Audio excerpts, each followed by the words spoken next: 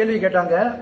இப்போ நாம பார்க்குறோம், கேரளாவில் வந்து தமிழ்நாட்டை ஒட்டிய சில கிராமங்கள் சில பகுதிகள்லாம் இருக்குது. இப்போ கேரளாவில் வந்து பிறையை பார்த்துட்டு அவங்க நோன்பையோ பெருநாளையோ வந்து அறிவிக்கும் போது பக்கத்தில் உள்ளவங்க அதை ஏன் செயல்படுத்தக்கூடாது அப்படின்ற மாதிரி ஒரு கேள்வியை கேட்டாங்க. இப்போ இது சம்பந்தமான விஷயத்தை நம்ம சொன்னோம். பிறை விஷயத்தை பொறுத்த வரைக்கும் பிறை விஷயம் என்பது தனிநபரோடு சம்பந்தப்பட்டது கிடையாது. இதை யார் தீர்மானிப்பாங்க? அதிகாரத்தில் உள்ளவங்க தீர்மானிப்பாங்க.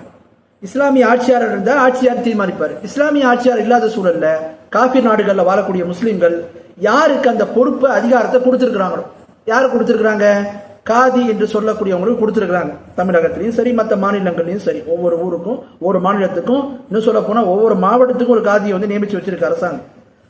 அப்போ இது மாதிரி நிலைகள்ல அவர்கள் என்ன செய்வாங்கன்னா, ஒரு காதியினுடைய அதிகார எல்லை எந்த அளவுக்கு இருக்குதோ, இப்ப தமிழ்நாட்டுக்கு ஒரு காதின்னா தமிழ்நாட்டினுடைய எல்லையை எந்த அளவுக்கு அவருக்கு கட்டுப்படுத்த முடியுமோ அந்த பகுதியினர் எல்லாரும் என்ன செய்வாங்க, அதுல வந்துடுவாங்க. அப்போ அவங்க 3 கிலோமீட்டருக்கு அங்கிட்டு பார்த்த பிறையை வந்து அவங்க ஏற்றுக்கொள்ளக்கூடாது. சென்னையில வந்து 700 கிலோமீட்டருக்கு அப்பால் இருக்கக்கூடிய சென்னை ஏத்துக்கிறோம்னு சொன்னா இங்க அதிகாரத்தோடு சம்பந்தப்பட்ட விஷயங்கள் தான் அது. இப்ப அதிகாரம் தான் என்ன செய்தாங்க, முடிவு செய்யுது அப்படின்றத பாக்குறோம். அப்ப அதிகாரத்தினுடைய எல்லை எந்த அளவுக்கு இருக்குதோ அந்த அளவுக்கு என்ன செய்வோம், அதை வந்து எடுத்துக்கொள்வோம். அதை அறிஞர்கள் தெரியப்படுத்துறாங்க.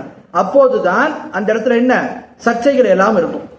விளங்குதுங்களா? அப்ப அந்த அடிப்படையில தான் இதை அணுகிறாங்க.